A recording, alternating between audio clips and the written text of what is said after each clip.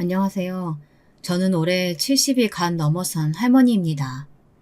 제 나이 또래의 여성분들은 할머니라는 말을 싫어한다고 요즘은 여사님이라는 말이 유행이라고 하죠. 하지만 저는 손자, 손녀들이 너무 좋아서 그 애들한테서 할머니라고 불리는 게 전혀 싫지 않답니다. 여러분들에게 제 가족을 좀 소개해 드릴까 해요. 저는 몇 년 전에 남편을 먼저 하늘나라로 보냈고 슬하에 아들 둘에 막내딸 하나를 키워 다들 시집장가 잘 가서 일가를 이루고 잘 살고 있답니다. 손자도 첫째는 아들 둘, 둘째는 아들 하나 딸 하나, 그리고 막내딸은 외손주로 딸 하나를 낳아서 잘들 키우고 살고 있습니다. 제가 남편이 죽고 나서 혼자 살다 보니까 밤에 잠을 못 잘 때가 많거든요. 그래서 라디오를 틀어두고 자는 일이 많았는데 우리 큰손자가 라디오보다 재미있는 유튜브 채널이 있다고 해서 유튜브라는 것을 다운받아 봤답니다. 그러다가 옛날에 듣던 라디오 극장 같은 이 사연에 빠지다 채널을 알게 되어서 매일 밤마다 즐겁게 듣다 스르르 잠에 빠지곤 한답니다. 제가 이 채널을 좋아하는 이유는 각양각색의 사연들이 많아서이기도 한데요. 매일 다양한 사람들의 살아가는 이야기를 듣다 보니 저에게도 얼마 전에 그런 막장 드라마 같은 일이 일어났던 게 생각나서 이렇게 사연을 보내게 되었습니다. 70대 할머니 이야기라도 재미있을지 모르니까 끝까지 잘 들어주시길 바랍니다. 저는 가난한 시골 농부의 둘째 딸로 태어났습니다. 저의 부모님은 일제강점기 때부터 소작농으로 착취만 당하고 살아오셨어요. 그러다 해방이 돼서 일본인 부자들이 다들 본국으로 도망간 후 조그마한 땅을 가지게 되셨고 그 땅에서 농사를 짓고 사셨습니다. 그렇게 돈을 벌어 땅을 사고 또 사고 그렇게 하다 보니 어느새 땅 부자가 되어 있었다는 겁니다. 그러다 한참 대한민국이 개발될 때 제 부모님 땅의 일부가 고속도로가 뚫리게 돼서 그 보상금을 받아 전라도 나주 아시죠? 그 나주에서 알아주는 부자가 되셨다고 합니다. 그래서 저는 고등학교도 나오고 나름 그 동네에서 부잣집 딸로서 청소년기를 보내게 되었어요. 제가 어릴 때는 동네에 여고 나온 친구들이 3분의 1도 안 되었거든요. 그런데도 제 부모님들은 제가 공부를 좀 잘하는 게 보이니까 고등학교까지 마치라면서 등록금과 육성회비도 내주셨습니다. 지금 생각하면 옛날 어른들 치고는 굉장히 깨어 계신 분들이었죠. 고등학교를 졸업하고 저는 광주 시내에서 직장 생활을 했습니다. 작은 사무실에서 격리 일을 했는데요. 그러다 동네에서 선이 들어와서 부모님이 선이나 보라고 하셨습니다. 저는 주말에 고향으로 돌아가서 한번 선만 보기로 했었는데 그 자리에서 남편을 만난 거예요. 남편은 옛날 사람 같지 않게 키도 크고 덩치도 컸답니다. 처음 봤을 때 무슨 씨름 선수 같다는 생각이 들 정도였으니까요. 하지만 여자 앞에서는 말도 잘 못하고 얼굴만 붉히는 쑥맥이 따로 없었어요. 저는 그런 남편의 순수한 모습에 호감이 갔고 남편도 제가 마음에 들었는지 결혼을 약속했습니다. 저와 남편 둘 다 나주가 고향이어서 결혼식은 나주에서 하기로 했습니다. 그리고 저는 결혼한 후 짧은 직장 생활을 마치고 남편의 직장을 따라 전주로 이사를 했습니다. 남편은 나주에서 작은 전자기기를 만드는 공장의 공장장이었는데요. 그 시대에 공고를 나와 수리공부터 시작해 조립, 검사 등 착실하게 경력을 쌓아 공장장이 된 것이었어요. 젊은 나이에 출세했다고 시어머니가 굉장히 남편을 자랑스러워 하셨습니다. 시댁 어른들도 나주분들이시고 친정이랑 같은 동네에서 농사를 짓고 사시니 주말엔 거의 우리 집 아니면 시댁에 가서 농사일을 돕게 되었습니다. 저희 시댁 어른들은 지금은 물론 다들 돌아가셨지만 드라마에 나오는 못된 시어머니도 아니셨고 무척 순박한 분들이었어요. 워낙에 땅밖에 모르고 농사만 짓고 살아오신 분들이라 누굴 속일 줄도 모르고 며느리들한테 싫은 소리도 한 번 안 하고 사신 분들이세요. 그러다 보니 저 역시 우리 애들이 결혼할 때도 좋은 시어머니가 되어야겠다 생각을 많이 하고 살았습니다. 그저 저희 시어머니처럼만 하자고 생각했죠. 그러면 어디 가서 며느리들한테 욕은 안 먹을 거라고 믿었으니까요. 제 남편은 전주에서 전자기기 공장을 사장님께 인수받아 사장이 되었습니다. 거기다가 우리 친정도 땅 부자이다 보니까 저는 아이들한테도 부족함 없이 뭐든 해주면서 키울 수가 있었습니다. 그래서 그런지 장남인 우리 영준이는 공부도 잘했지만 조금은 제멋대로인 아이가 되어버리고 말았습니다. 어릴 적부터 욕심이 많아서 용돈도 먹을 것도 제 동생들보다 조금이라도 더 많이 받아야 했습니다. 처음에는 장손의 장남이라고 저희 시부모님도 손자 영준이를 너무 오냐오냐 해주시곤 했죠. 만나기만 하면 용돈도 듬뿍 주시고 명절 때 다 같이 밥을 먹을 때도 영준이한테만 소고기며 갈치며 맛있는 것들로만 앞에 놓아주셨습니다. 제 둘째 아들과 딸은 시댁에 갈 때마다 그런 할머니의 모습에 불만을 가지기도 했는데요. 참 사람 좋으신 분들이긴 하지만 옛날 분들이라 그런지 장남에 대한 편애만큼은 어쩌실 수 없었던 것 같아요. 엄마, 할머니는 형만 좋아하시나 봐. 형한테만 용돈 10,000원이나 더 주고 나하고 영애한테는 딱 10,000원씩만 주셨단 말이야. 맞아. 요즘 같은 시대에 어떻게 아들, 딸, 장남 이런 걸로 차별 대우받아야 돼? 나 너무 억울해. 다 같은 손자, 손녀지. 나 이럴 때는 정말 할머니 싫어지려고 해. 그렇게 시댁에 갔다 오는 날엔 제 둘째 아들이랑 딸에게 어김없이 불평불만을 들어야만 했어요. 저는 큰애 몰래 둘째와 딸에게 용돈을 더 주면서 할머니가 일부러 그러시는 건 아니라며 참으라고 다독거리곤 했습니다. 그 후로도 세월은 빠르게 흐르더군요. 장남 영준이는 서울에 있는 대학을 나와 서울에 사는 여자친구를 만나더니 결혼 후에도 서울서 살더라고요. 큰아들이 결혼할 때 저는 조금 서운하기도 했어요. 하지만 제가 좀 마음에 안 들더라도 아들이 사랑하는 사람을 반대하는 것만은 하고 싶지 않았기에 그냥 시원하게 보내줬습니다. 사실 제 큰며느리는 처음 만났을 때부터 저와는 마음이 맞지 않았습니다. 첫인상은 참 예쁘고 얌전하게 보였는데 처음부터 너무 거리낌 없이 저한테 엄마 엄마 하면서 반말을 하더라고요. 저는 좋게 생각해서 나한테 거리감 느끼지 않으려고 애가 저러는가 보다 생각을 하기로 했습니다. 그런데 결혼해서 사돈에게 하는 걸 보니 그냥 말투 자체가 제 부모님에게도 반말을 하더라고요.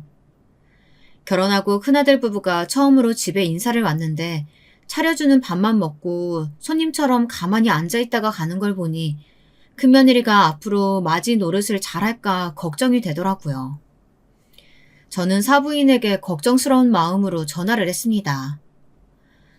아유, 사부인 잘 지내셨죠? 그때 결혼식장에서 뵙고 처음 인사드리네요. 애들 신혼여행 잘 마치고 저희 집 와서 저녁 잘 먹고 갔습니다.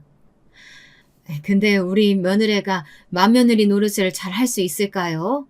저는 좀 걱정이 돼서요. 아이고, 감사합니다.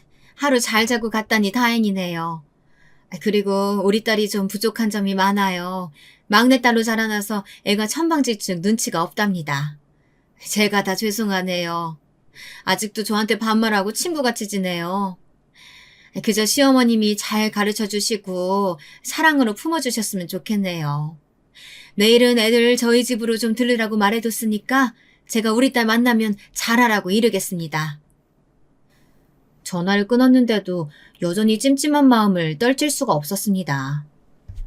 사부인 역시 아무것도 아니라는 듯이 넘겼는데 제가 너무 속 좁게 생각하는 걸까요?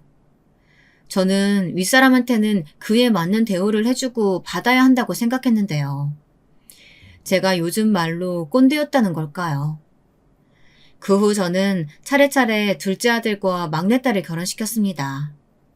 둘째 아들은 저희 집에서 얼마 떨어지지 않은 전주 시내에 살고 있었고 딸은 광주로 시집을 갔습니다.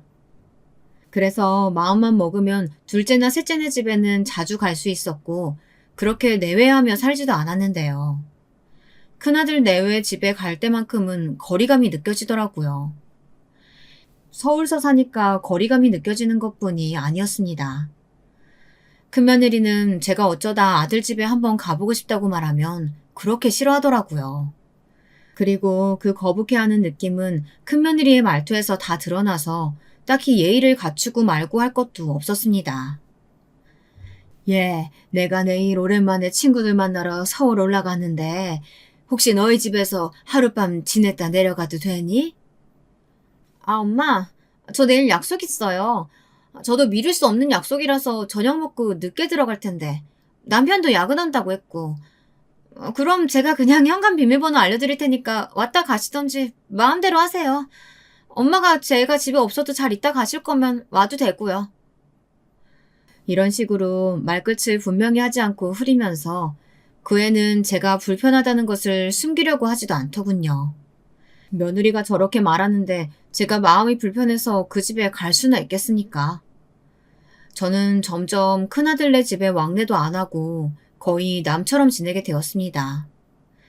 그렇게 한참 무소식이 희소식이다 생각하면서 지냈습니다. 챙겨야 할 자식들이 셋이다 보니 김장을 할 때마다 거의 100포기가 넘어가는데요. 둘째 며느리랑 둘이서 하려니 너무 힘이 들더라고요. 그래도 둘째 며느리는 착하고 고분고분 자기 할도리는 하는 애였습니다. 시어머니가 불러도 거절 한 번 안 하고 지금까지 같이 김장을 해오고 있으니까요. 그래도 큰며느리네 집에 김장김치를 안 보내줄 수는 없는 노릇이니 김치는 택배로 꼬박꼬박 보내주었습니다. 그렇게 몇 년이 지난 후 저는 어처구니 없는 전화를 받았습니다. 아, 엄마, 저희 집 김치 잘 안 먹어요. 먹을 사람 없어요. 우리 애들도 김치 안 좋아하고 남편도 거의 집에서 밥 한 끼도 안 먹어요.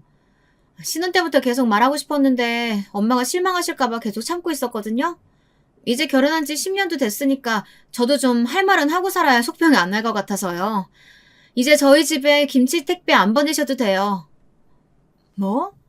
그게 무슨 소리야? 이제껏 이 시할머니랑 시할아버지가 농사 지은 걸로 받은 배추랑 고춧가루로 정성껏 담아서 보냈던 것들인데 필요가 없어? 아니 그렇게 싫었으면 처음부터 안 받는다고 하지 그랬어. 내가 네 동서랑 둘이 얼마나 힘들게 담아다 줬는데. 그러니까요. 너무 정성 들여서 하실 필요는 없다고요. 원하지 않는 친절은 친절 아닌 거 몰라요? 엄마도 연세가 그만큼 되셨으니까 눈치가 좀 있으셔야죠. 하여튼 난 할 말 다 했으니까 끊을게요. 툭 끊긴 전화기를 들고 저는 손을 부들부들 떨었습니다. 처음부터 제 김치가 마음에 안 들었다는 얘기를 어떻게 이렇게 아무렇지 않게 할 수가 있어요.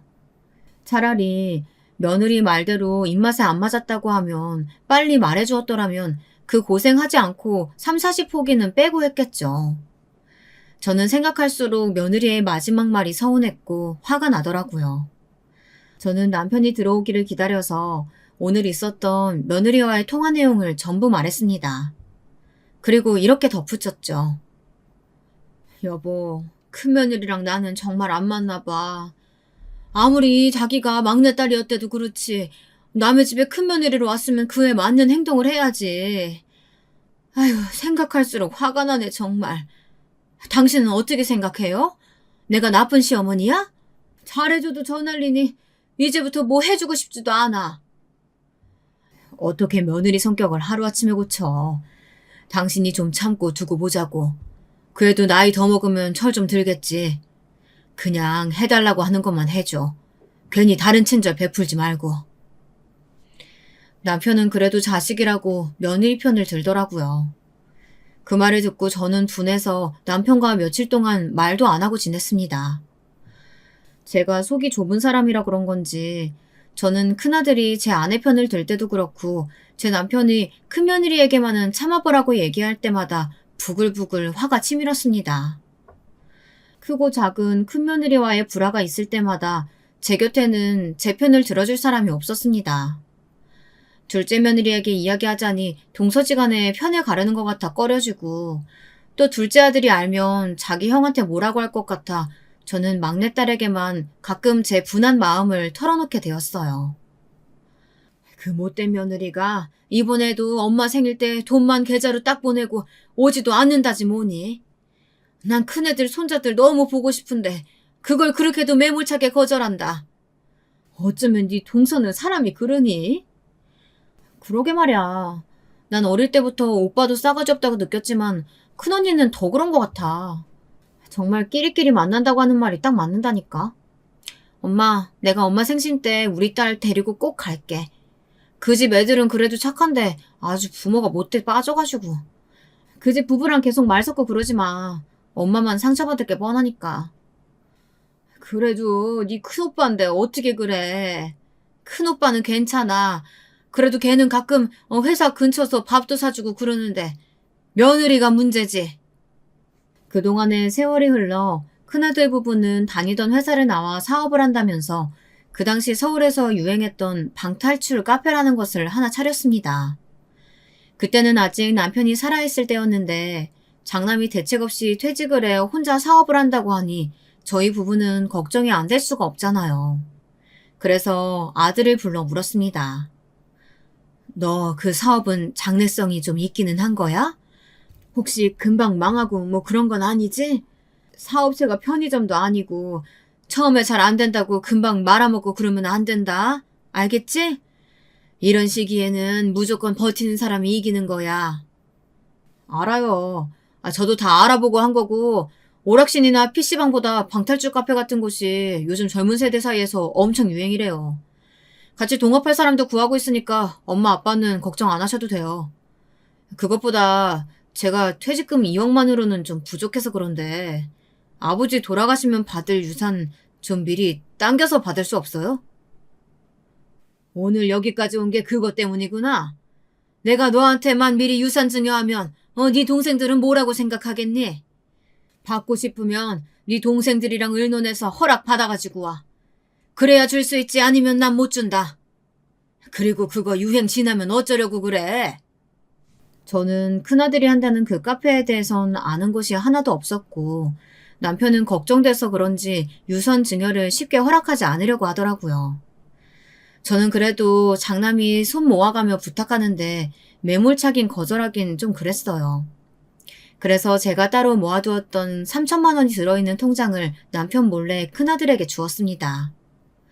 큰아들은 저에게 우물쭈물 고맙다고 말하고는 그 돈을 넙죽 받아가지고는 뒤도 안 돌아보고 서울로 달아나듯 가버리더군요.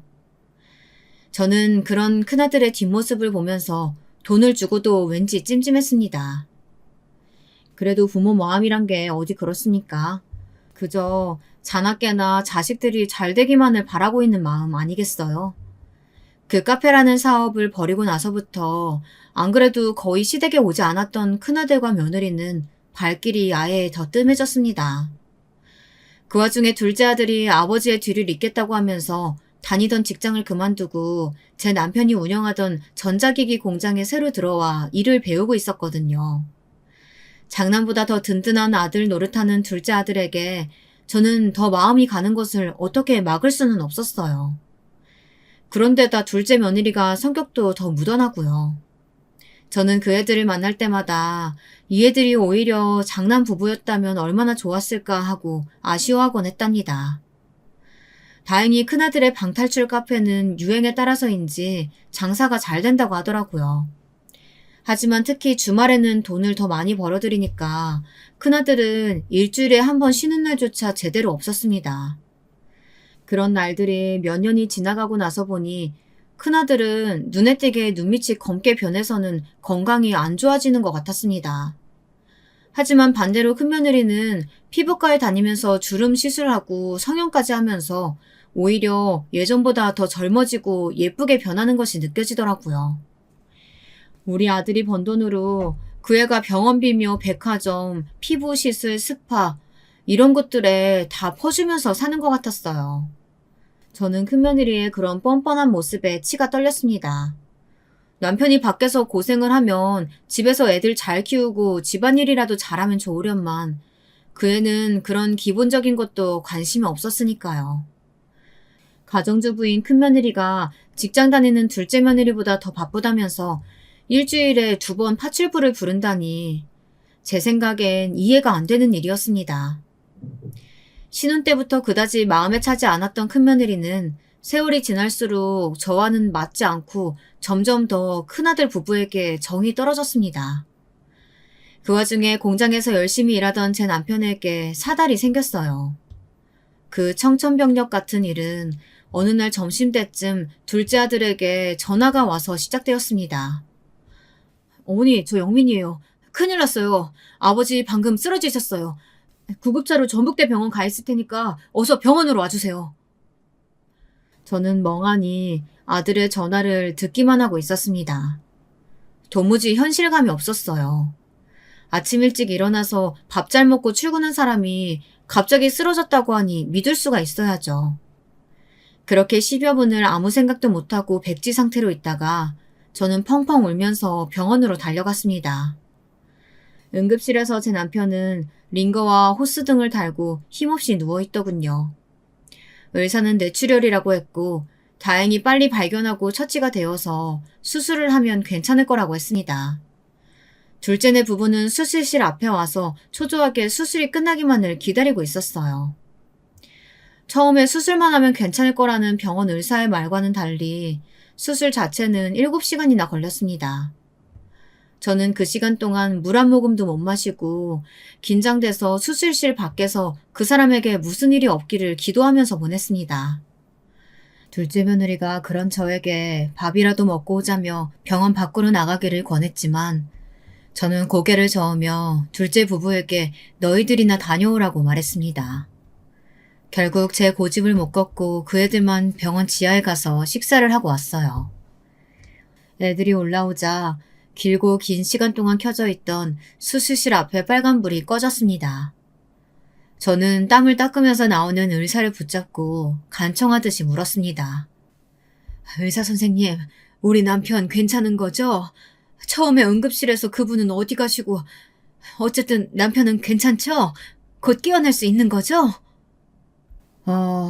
괜찮다고 확실한 답을 못 드리는 것은 유감으로 생각합니다. 응급실 레지던트가 낙관적으로 본 것 같지만 출혈 부위가 약간 생각 외로 까다로워서 깨어나셔도 마비가 오래가거나 언어적 후유증이 남을 수 있어요. 의사 선생님의 말은 저를 더 깊은 나락으로 떨어뜨리는 듯 했습니다. 그래도 둘째 아들은 못 깨어난다는 말보다는 낫다고 하면서 희망을 가지자고 했어요. 그리고 아들은 남편이 일반 병실로 올라가자 공장을 오래 비웠다면서 자기는 일터로 돌아갔습니다. 조용한 1인실 병실에는 둘째 며느리와 저만 남았습니다. 며느리는 저를 안타까운 눈으로 보더니 주머니에서 김밥 한 줄을 꺼내는 것이었습니다. 어머니, 마음 강하게 하셔야 돼요. 어머니도 이렇게 아무것도 안 드시면 쓰러질 수 있으세요. 그러니까 아버님 병실은 제가 있을 동안 어디 휴게실이라도 가서 이거 좀 드시고 누워있다 오세요. 먼저 쓰러지시면 안 되세요. 그래, 내가 애미답지 못하게 너한테 걱정을 끼치고 말았구나. 그럼 좀 부탁한다. 긴장이 풀렸더니 나도 힘이 하나도 없네. 고마워. 잘 먹을게. 며느리가 준 김밥을 받아들고 저는 남편이 누워있는 병실을 나왔습니다. 복도를 보니 사람들이 엄청 많았어요. 어딜 가서 이걸 먹나 하는 생각을 하다가 저는 문득 큰아들에게 전화를 해야겠다는 생각이 들었습니다. 아무리 바쁜 애라도 지 아버지가 쓰러졌는데 그래도 한 번은 다녀가야지 하는 생각에서요. 저는 그중 조용한 대합실에 앉아서 큰아들에게 전화를 걸었습니다. 원래 밤에도 바빠서 전화를 잘 안 받던 아이여서 끈질기게 걸고 또 걸었어요. 5번이나 새로 걸고 나서 큰아들은 겨우 전화를 받더군요. 어머니, 무슨 일이세요? 저 지금 바빠서 전화 길게는 못해요. 네 아버지 쓰러지셔서 수술 받았어. 내일은 그 가게 문 닫던지 누구한테 맡기고 좀 내려와 얼굴이라도 비치고 가라. 아버지 뇌출혈이었대. 네? 그러셨구나. 근데 어떡하죠? 내일도 여기 맡길 사람은 없는데. 영민이가 잘 모실 거 아니에요? 저 나중에 아버지 퇴원하시면 집으로 갈게요. 아니면 와이프한테 전화해보세요. 너는 장남이 돼가지고 그게 무슨 소리야. 아버지가 까딱하면 돌아가실 뻔했다고. 너는 너만 잘 살면 그만이니? 부모가 그렇게 우스워? 잠만 하지 말고 내일 당장 내려왔다가 가. 저는 화가 잔뜩 난 채로 통화를 끊고 나서 자리에 앉아 엉엉 소리를 내며 울어버렸습니다. 먹으려고 펼쳐놓았던 김밥은 몇 개는 바닥에 떨어뜨리고 남은 것들은 눈물이 묻어 먹을 수도 없었고요. 저는 어쩔 수 없이 김밥을 휴지통에 버리고 눈물 자국을 씻으러 화장실에 갔다가 아무 일도 없는 척하며 병실로 돌아왔습니다. 남편의 침대 옆에서 얼굴을 묻고 자고 있는 둘째 며느리가 문 열리는 소리를 듣고 부스스 일어났습니다. 어머님, 밥 드셨어요? 근데 큰형님 내외분께는 연락 안 해도 괜찮을까요? 그래도 아버님이 쓰러지셨는데 알려야 하지 않을까요? 네 아주버님은 그 카페인지 뭔지가 바빠서 못 오고 네 형님한테는 통화도 하기 싫어서 그냥 뒀어. 괜찮다. 어차피 서울에서 멀다고 핑계대고 오지도 않을 건데 뭐. 그래도 안 알리시는 것보단 말하는 게 낫잖아요. 어머니 여기서 쉬고 계세요. 제가 통화 좀 하고 올게요. 저렇게 말하는 둘째 며느리가 오히려 손이 똥서 같다는 생각에 저는 피식 웃었습니다. 아무리 봐도 부부끼리 닮는다고 둘째가 순박하고 착하니까 제 아내도 그런 애를 데려왔겠죠. 살면 살수록 첫째랑 둘째는 바뀌어야 하는 게 맞는 것 같았습니다. 아들도 며느리도 말이에요.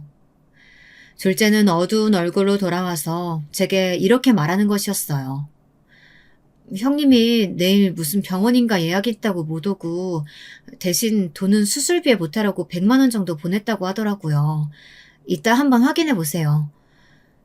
그런데 정말 아주버님도 너무하시긴 하네요. 형님 병원은 솔직히 뭐 피부과나 무슨 성형수술일 텐데 그런 건 나중으로 미뤄도 되는 거 아닌가 싶네요. 참 사람들이.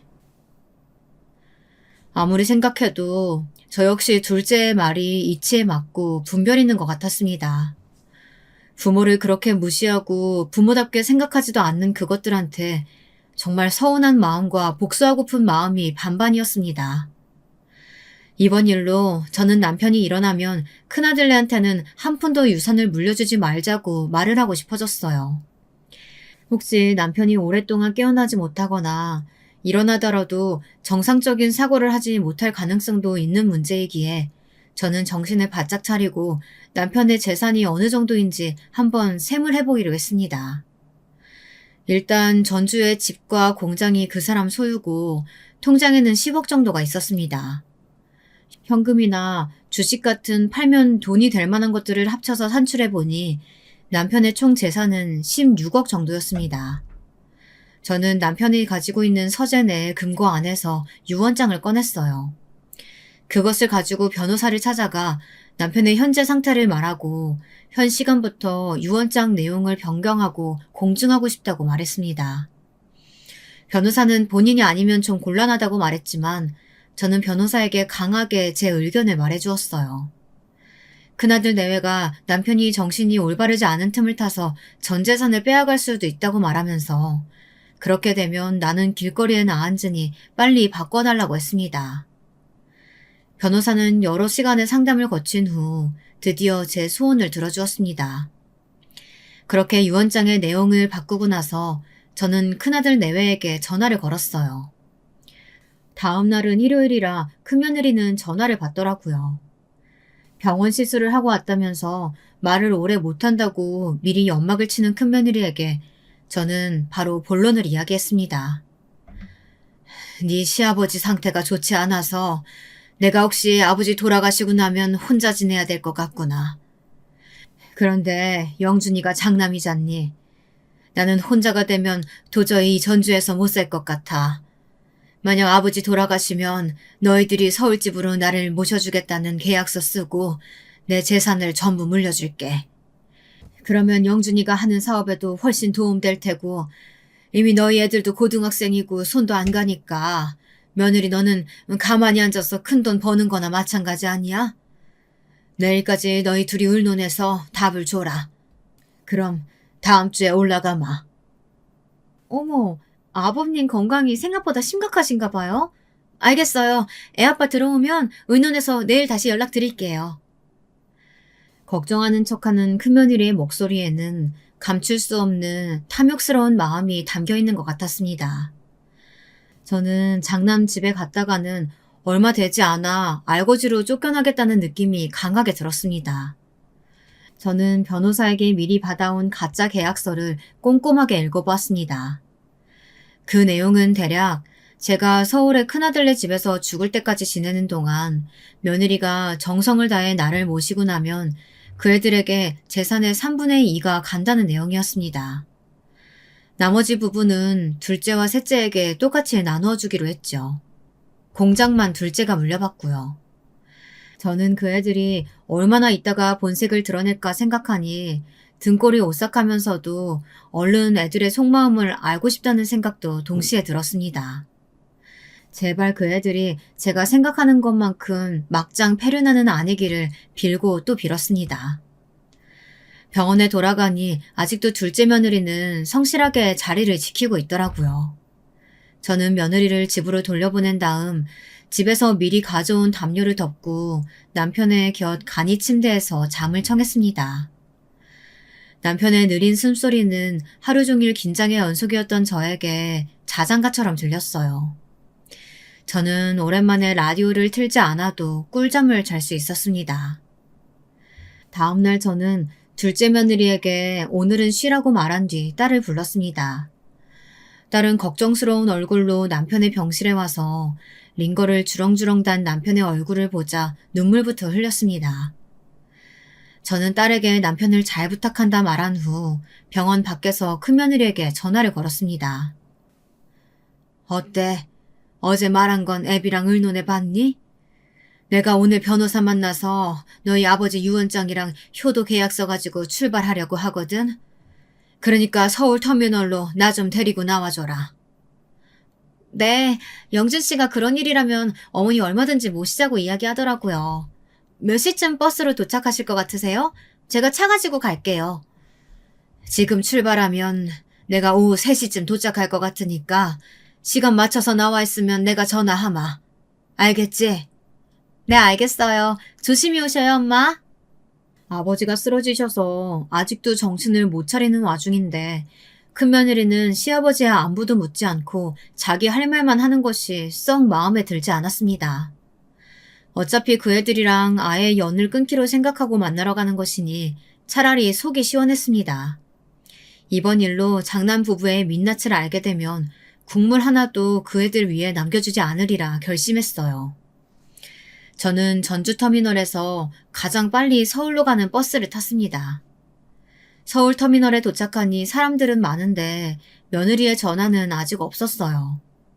저는 가슴이 두근거리면서 며느리가 꼭 저를 데리러 오기를 바랬지만 제가 아무리 전화를 하고 문자를 보내도 며느리에게서는 답이 없었습니다. 3시에 터미널에 도착해서 저녁 6시가 되도록 결국 큰며느리는 오지 않았습니다.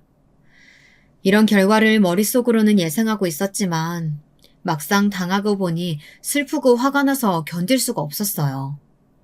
처음부터 내 말을 믿지 않은 것은 물론이고 며느리도 꼭 나올 것처럼 속이고 서울 지리도 잘 모르는 나를 엿먹이려고 이 시간까지 아무런 답도 없는 게 틀림없었습니다. 저는 결국 다시 전주로 가는 표를 사 버스에 몸을 실었어요. 저도 모르는 사이에 눈에서 눈물이 흘러내렸습니다. 제 옆에 탄 10대로 보이는 학생이 저에게 괜찮으시냐고 조심스럽게 묻더라고요. 저는 그 애가 걱정할까 얼른 눈물을 닦고 자는 척을 했습니다. 다시 집으로 돌아오니 맥이 탁 풀려서 저는 힘없이 소파에 누웠습니다. 그래도 결말이 폐륜은 아닐 거라고 믿었던 장남과 큰며느리에 대한 배신감에 온몸이 욱신거리고 아파왔죠. 밤이 되어서도 큰며느리에게는 연락 한 통도 없었습니다. 저는 도저히 그 애한테 먼저 연락을 하고 싶지가 않았어요. 그래서 며칠간 한마디도 안 하고 끙끙 앓고 있었습니다. 그래도 병원에 있는 남편을 돌보기는 해야 하니 둘째 며느리와 딸과 번갈아서 남편의 병상을 지켰습니다. 남편의 수술 후 일주일이 지났지만 남편은 아직 의식이 없었어요. 바이탈도 안정되고 숨도 잘 쉬고 있었지만 의식만은 깨어나지 않고 있었습니다. 내사 상태도 아닌데 이상한 일이라며 의사 선생님들은 이런 상태가 계속되면 진짜 뇌사로 갈 수 있다고 청천벽력 같은 소리를 하는 것이었어요. 둘째에게 의사의 말을 전했더니 걱정이 되었는지 좀 더 큰 서울의 병원으로 옮겨보자는 의견을 내놓았습니다. 공장은 며칠간 다른 사람에게 맡기고 서울의 큰 병원을 알아보고 아버지를 옮겨 더 좋은 치료를 받게 하자고요.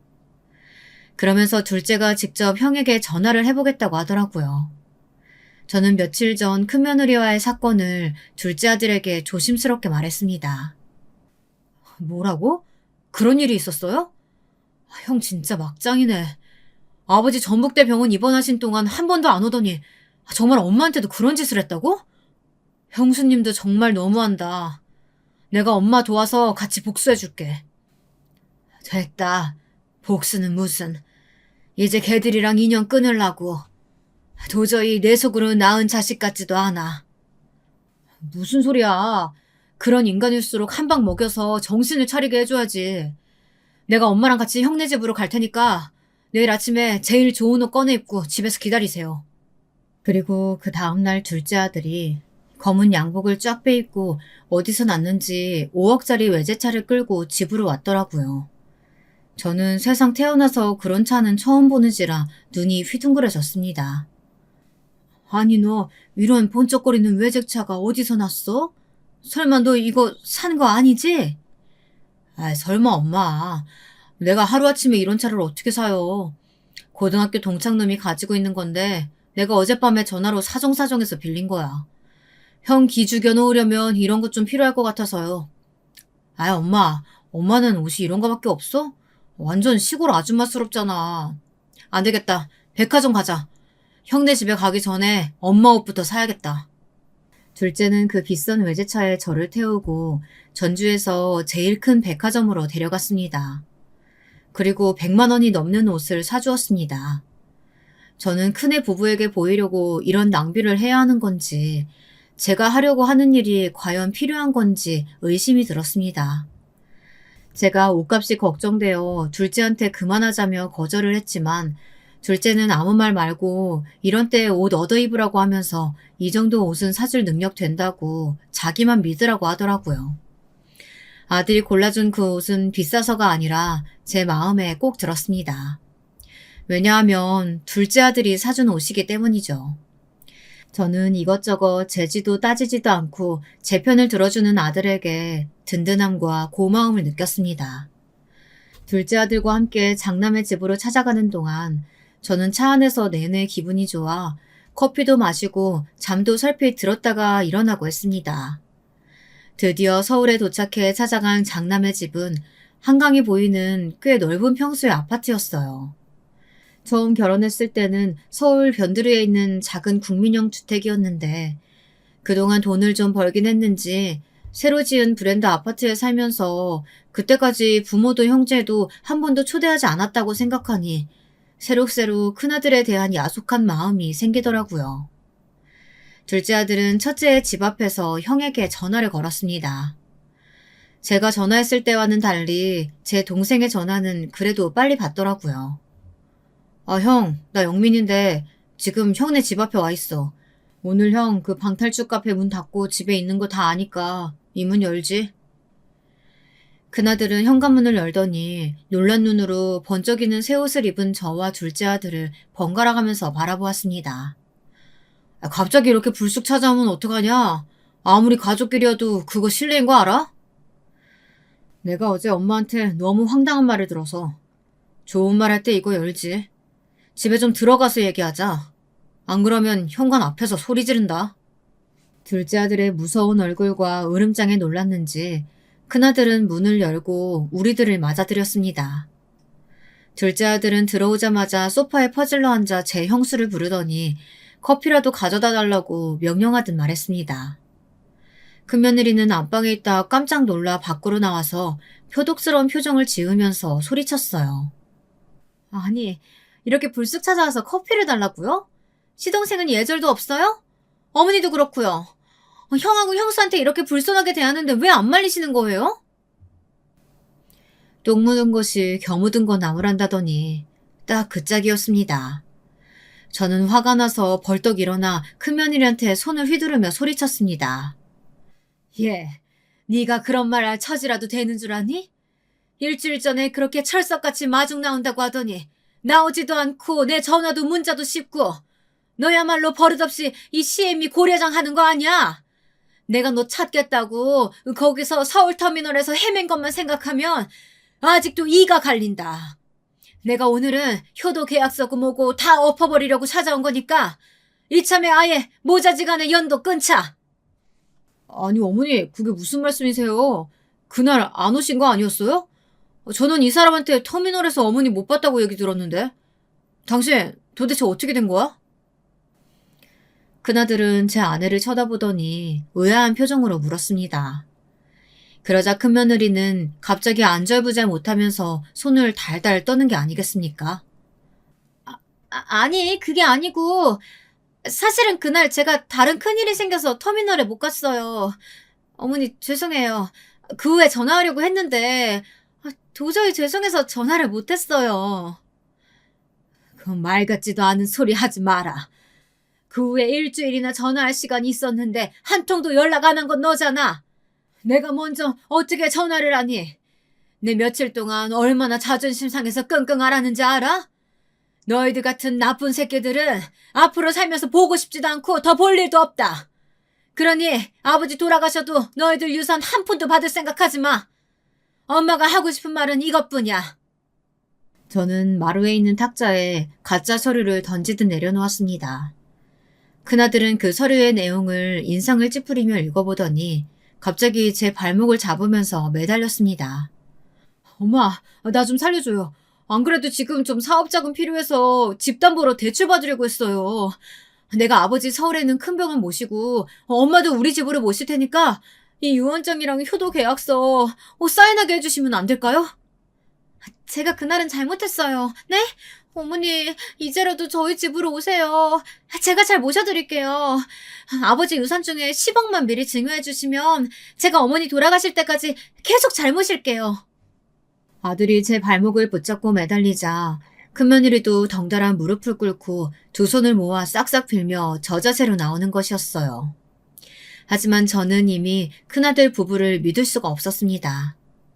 저는 입술을 악물고 아이들에게 고개를 저었습니다. 둘째 아들 역시 큰아들에게 냉정하게 말했어요. 어머니가 일주일이나 형수님한테 푸대접 받은 걸로 끙끙 앓으셨어. 내가 엄마가 그냥 가만히 형이랑 연 끊겠다는 거 도저히 참을 수가 없어서 모시고 올라온 거야. 이제부터 내가 아버지 병원도 서울로 옮기고 어머니도 내가 모실 거야. 그러니까 형은 사는 동안 엄마한테 연락하지 말고 돌아가셨을 때나 오던가 해. 아니 네가 뭐라고 형한테 가르치려는 말투로 굿단 소리를 해. 나 네 형이야. 니네 집이 어머니 집하고 가까우니까 네가 전주에서 부모님 모시는 거야 당연하지. 꼭 장남만 부모 모시라는 법 있냐? 그래 형, 말 잘했네. 첫째만 부모님 모시라는 법도 없지. 그러니까 장남이라고 유산 다 받으라는 법도 없는 거야. 유산 받고 싶었으면 애초에 처음부터 잘했어야 되는 거 아니야? 형 네가 처음부터 싸가지 없게 나왔으니까 엄마도 속이 상해서 이러시는 거잖아. 부모가 얼마나 열이 받았으면 먼저 연을 끊자고 나오겠냐? 나중에 큰 조카가 형네 부부 못 모시겠다고 하면 기분이 어떨지 형 너도 한번 생각을 해봐라.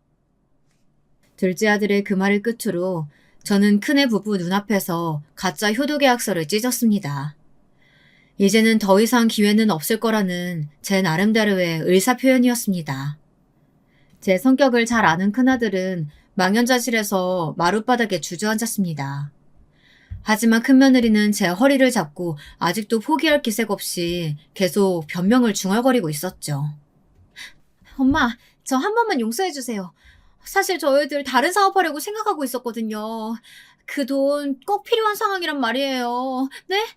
제가 아무리 잘못했어도 지금부터 잘하면 되잖아요. 그 기회라도 주셔야죠. 엄마 너무 냉정하신 거 아니에요? 됐다. 이제 버스 떠났어. 그럴 생각이 있었으면 그날 버스 터미널에 나왔어야 했어. 네가 급했던 그 일이 뭐였는지 모르겠지만 부모와의 약속 어기고 잠적할 만큼 중요한 일이었는지 네가 스스로 생각해봐라. 저는 제 몸에 달라붙은 며느리를 거칠게 떼어냈습니다. 그리고 둘째 아들의 손을 끌고 눈물을 흘리며 밖으로 나왔습니다. 저도 부모인지라 사업 자금에 쪼들리는 그 애들이 가엾기는 했어요. 그리고 저 자신이 초라하게 느껴지는 것이었습니다. 애초에 제가 큰며느리와 큰아들의 결혼을 나서서 강하게 반대했다면 이런 일이 없을 것 같았습니다. 모든 게 제 잘못이었을까요? 여러분들의 의견은 어떠신가요? 그렇게 장남부부의 집을 나온 저는 뒤도 안 돌아보고 집으로 돌아왔습니다. 다행히 남편은 서울의 세브란스 병원으로 옮겨진 후 이틀 만에 의식을 되찾았어요. 그동안 저는 둘째 부부와 호텔방을 하나 잡아 번갈아 투숙하면서 남편의 병간호를 했습니다. 남편은 의식을 찾고 난 후 일주일 만에 어눌하게나마 말을 하게 되었고 오른손과 다리에 마비는 왔지만 재활훈련을 하면서 퇴원해도 된다는 진단을 받아 전주에 내려갈 수 있게 되었습니다. 남편이 서울 세브란스에 입원해 있는 동안 큰며느리는 제가 오지 말래도 매일 와서 아버님을 돌보겠다. 그러니 유언장 내용을 좀 고쳐달라 이렇게 간청을 했어요. 하지만 저는 얼른 썩 꺼지라고 화를 내면서 며느리를 쫓아냈습니다.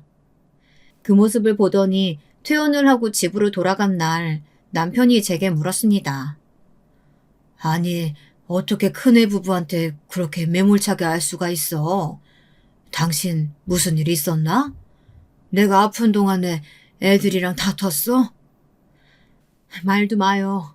난 그 애들 이제 자식 취급도 안 하니까. 당신이 전북대병원에서 못 깨어날 때 걔네들 하루도 면회조차 안 왔어.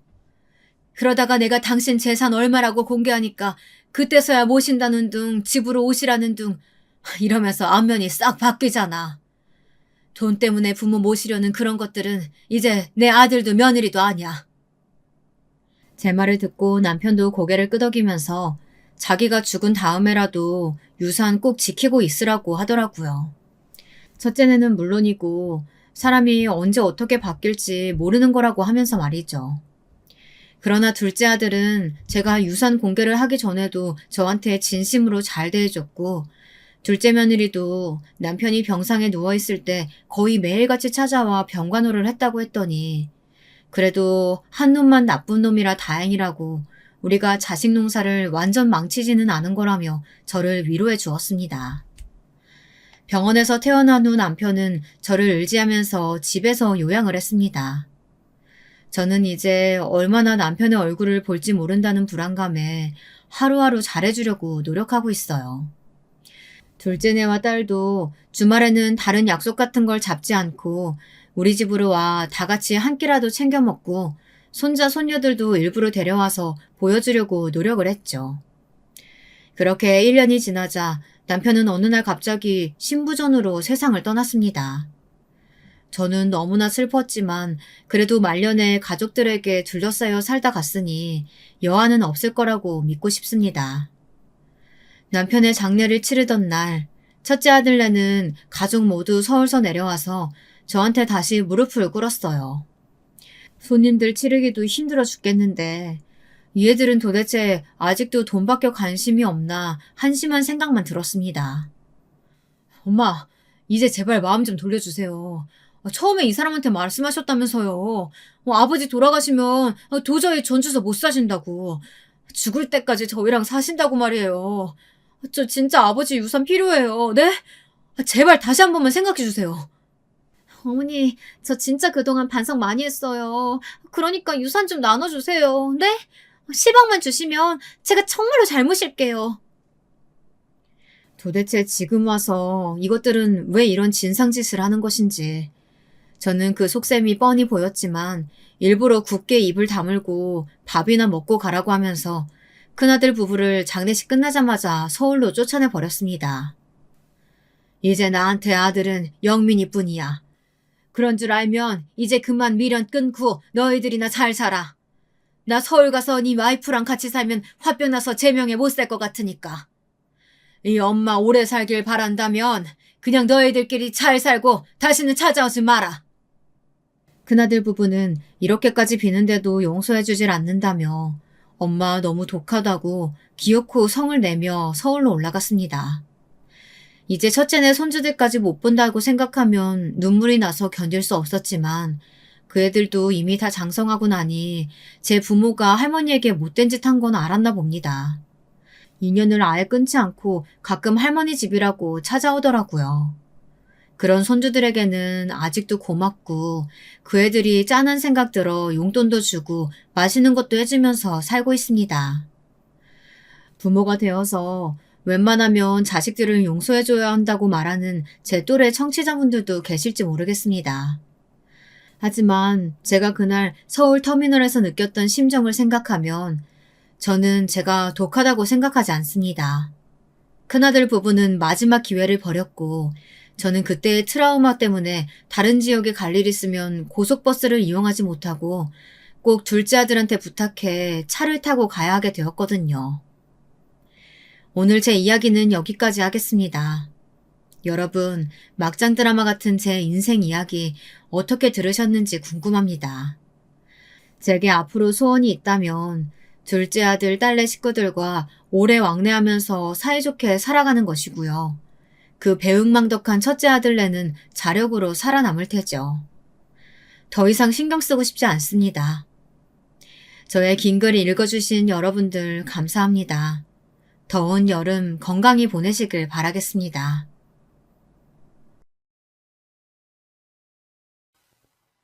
안녕하세요. 저는 막 70대에 접어든 대한민국의 남자입니다.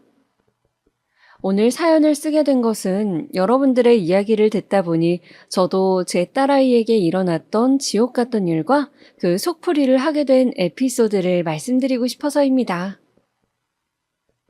저는 보수적인 산골마을에서 태어났습니다. 저희 부모님은 농사를 지으셨어요. 제가 살던 집 뒷뜰에는 감나무가 있었고 아버지는 소를 한 마리 데리고 벼농사를 지어 생계를 꾸리셨죠. 젊은 시절에 면사무소에서 근무를 하시다가 그만두시고 가업이었던 농사를 이으셨다고 하는데 저는 6남매 중 둘째로 위로 누나가 있었기에 장남으로 집안의 기대를 받으며 자랐습니다. 공부를 곧잘 했기 때문에 고등학교까지 무사히 마쳤고 학력고사 성적이 좋아 인근 큰 도시의 유명한 국립대 경영학과를 가게 되었습니다. 사실은 서울의 유명한 사립대 경영학과도 갈 수 있는 성적이었지만 부모님께서 동생들도 많은데 서울에 보내기는 형편이 힘들다고 하셔서 어느 정도 타협을 하게 된 것이죠. 그렇게 국립대 경영학과를 졸업하고 저는 고향 부근 1시간 거리 정도 지역의 은행에 취직을 하게 되었습니다. 막 사회 초년생이었던 시기 새내기 은행원이었던 저는 업무를 실수해서 허둥대기도 하고 부모님을 떠나 지내는 타지 생활이 힘들기도 하여 취직하고 1년 동안은 굉장히 마음이 불안정했어요. 그런데 그런 저를 살뜰히 챙겨주는 여직원이 있었습니다. 비록 고졸로 은행 창구 일을 하는 친구였지만 항상 깔끔한 옷차림에 성실하고 부지런한 직원이었어요. 아침마다 저에게 미소를 지으며 인사를 하는 그 친구를 보면서 저는 점차 호감을 가지게 되었죠. 자판기 커피를 함께 마시며 이것저것 물어보니 시골에 형제가 많다 보니 고등학교를 졸업하고 은행에 취직하게 되었다고 했습니다. 저희 때는 여자들이 대학까지 마치는 경우는 흔치 않기도 했고요. 저는 그 아가씨와 결국 연애를 하고 부모님의 반대를 무릅쓰고 결혼하여 이듬해 예쁜 딸을 낳았습니다. 아내는 아기를 낳고 일을 그만두었는데 아기를 낳을 때 피를 많이 흘려서 수혈을 받은지라 산후조리를 한다고 했지만 항상 피곤해하고 기력이 없어 했습니다. 저는 아내가 잘 쉴 수 있도록 보살폈지만 결국은 신장에 이상이 생겨 아내는 그 힘들다는 투석을 하게 되었죠. 저는 은행 일을 하면서 아내를 살뜰히 보살폈지만 아내는 제때 신장을 이식받지 못해서 결국은 제 딸아이가 5살밖에 안 되었을 무렵 하늘에 별이 되고 말았습니다. 세월이 많이 지난 일이라 지금은 이렇게 담담하게 말하지만 그 당시에는 정말 하늘이 무너지는 것 같더군요. 황망하게 아내의 장례식을 치르는데 저도 그냥 아내를 따라 관에 들어가서 뚜껑을 닫아버리고 싶더군요. 아마 그때 제 등 뒤로 업어달라고 매달리던 딸아이가 없었다면 저는 제정신을 유지하지 못하고 우울증에 시달리다가 극단적인 선택을 했을 겁니다. 아내가 그렇게 떠나고 부모님의 도움을 받아 딸아이를 키우면서 자식을 위해서 남은 생을 다 바치겠다고 다짐했습니다. 먼저 간 아내의 목까지 내가 엄마 아빠 몫을 다 해주리라. 우리 아이가 그늘이 없게 내가 잘 키우리라 하고 매일 아침마다 화장실 거울을 보면서 주문을 외우듯이 스스로에게 세뇌를 했던 것 같아요. 조금 커서 유치원에 간 딸아이가 아빠, 우리 엄마는 하늘나라에서 언제 와? 라고 물을 때마다 저는 눈물을 속으로 삼키면서 아주 나중에 우리가 하늘나라에 가게 되면 엄마랑 만날 수 있을 거야. 라고 말하면서 딸아이를 꼭 안아주었습니다. 그럴 때면 딸은 숨 막힌다면서 저를 타박하곤 했죠.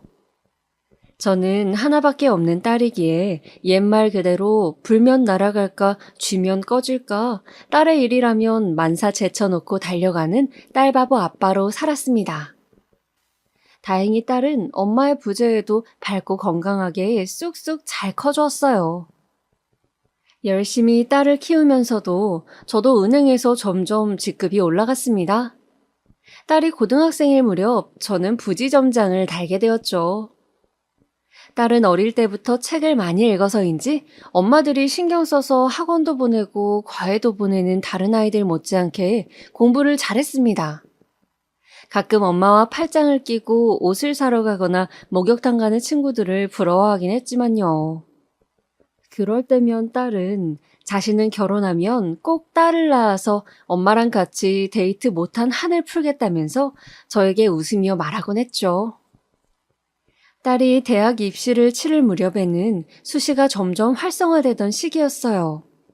딸은 내신 성적이 좋았는데 마침 학교의 수시 전략을 잘 짜기로 유명한 선생님이 계셔서 본인의 성적보다 더 좋은 대학에 붙게 되었습니다. 무려 서울대 약대를요. 저는 딸이 서울대를 붙었다는 사실이 믿기지 않았습니다. 항상 전교 1등만 하던 것은 아니었고 그냥 전교에서 상위권이었는데 생활기록부며 농어촌 전용 적용지역에 집이 있었던 것 등 몇 가지 유리하게 반영된 점이 있어 가능했다고 담임선생님께서도 자랑스러워 하셨어요. 저는 딸이 우리나라에서 가장 이름난 대학에 가게 되어서 너무너무 기쁘면서도 일 때문에 제가 서울에 갈 수는 없어 혼자 보내는 것이 마음 아팠습니다. 걱정하는 저에게 딸은 씩씩하게 말하더군요. 아빠, 내가 열심히 해서 꼭 약사 돼서 아빠 호강시켜줄게요. 엄마 없이 나 키우느라 정말 고생 많았어요. 사랑해요. 저는 딸이 너무 고맙고 또 예뻤어요. 마음 같아서는 그냥 집 근처 좋은 대학을 가면 안 되냐 말리고 싶었지만 또 우리나라 최고 대학을 나온다면 딸아이의 인생은 나와는 좀 더 다르겠지 하는 생각도 들었답니다. 그래서 결국 저는 서울로 딸을 보내고 말았죠. 처음 며칠은 딸을 떠나보내고 너무너무 외로웠지만 시간이 지나니 오히려 제 시간도 많아지고 홀가분하기도 했어요. 가끔 전화를 하면 딸은 딸대로 서울이라는 큰 도시의 문물을 즐기면서 새로운 세상에서 많은 것을 보고 배우고 있다고 잔뜩 신나는 목소리였습니다. 그리고 방학만 되면 신나서 제 선물을 이것저것 사들고 내려오곤 했죠. 그렇게 딸이 서울대에 입학하고 2년을 마친 때였어요. 어느 날 딸에게 전화가 왔습니다. 여보세요? 딸내미 잘 있어? 별일 없지? 불길하게도 수화기 너머의 딸은 대답이 없었습니다. 그러고 보니 요즘 좀 전화가 뜸했던 것 같다는 생각이 머리를 스치고 지나더군요. 여보세요? 지연아, 듣고 있어? 한참 만에 들려온 딸의 목소리는 잔뜩 가라앉아 있었고 갈라져 있었습니다. 아빠, 아빠 보고 싶어. 저기 서울로 지금 좀 오실 수 있어요? 아빠가 너무 보고 싶은데 내가 갈 수가 없어요. 저는 뭔지 모를 불길한 예감들을 떨치며 그 길로 차를 몰고 4시간이나 되는 거리를 달려 딸의 자취방으로 갔습니다. 가는 동안 여러 가지 잡생각과 걱정이 몰아쳤지만 지금은 그저 어쨌든 큰일이 있었다면 멀쩡히 전화를 하지 못했을 거라고, 최소한 어디를 크게 다친 것은 아닐 거라며 위로를 했어요. 사실 딸은 이상하게 이번 겨울방학에는 집에 오지 않고 3학년 준비를 하겠다고 했습니다. 취업 준비도 미리 하려면 토익 학원도 다녀야 하고 이것저것 할 일이 많다고 하더라고요. 저는 그 말을 믿고 내심 섭섭했지만, 그래, 취직 준비를 요즘은 3학년부터 한다더라. 바쁜데 어쩌겠니? 그냥 다음에 아빠가 한번 서울 갈 일 있으면 들르마. 하고 얘기했었어요. 그리고 저도 지점일이 바빠서 올라가지 못하고 유야무야 했었죠. 띵동, 띵동. 간신히 딸이 살고 있는 원룸 건물로 들어서 딸의 집 초인종을 눌렀습니다. 딸은 학교 앞 신축 풀옵션 원룸에 살고 있었어요. 8평 정도 되는 집이었죠. 끼익! 무거운 소리를 내며 현관문이 열렸습니다. 그리고 열린 문틈 사이로 저에게 제일 처음 보인 것은 딸의 동그랗게 부풀어 오른 배였어요. 지연아, 딸, 너 몸이 왜 이러니, 어? 딸은 하루 종일 울어서 퉁퉁 부은 것이 분명한 얼굴로 저에게 애써 미소를 짓더군요. 아빠 잘 지냈어요? 내가 내려갔어야 하는데 미안해요. 들어오세요. 오래간만에 방문한 딸의 자취방에는 현관에 남자 신발이 한두 켤레 나뒹굴고 있었고 옷장에도 남자 점퍼 같은 옷이 걸려 있고 어딘지 제 딸의 집 같지 않은 남자 물건들이 보였습니다. 저는 순간 머릿속이 하얗게 되더군요. 너무 말도 안 되는 상황을 접하니 생각 회로가 끊겨버린 듯 했어요.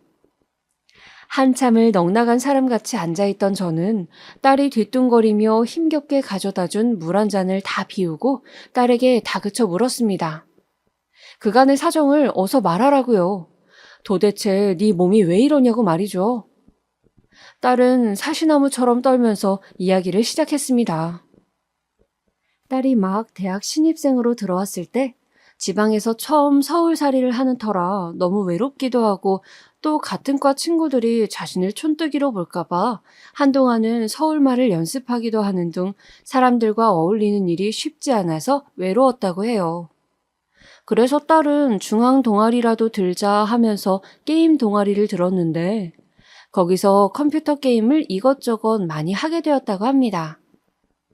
원래도 좀 이과 성향인지라 게임하면서 스트레스가 많이 풀리더래요.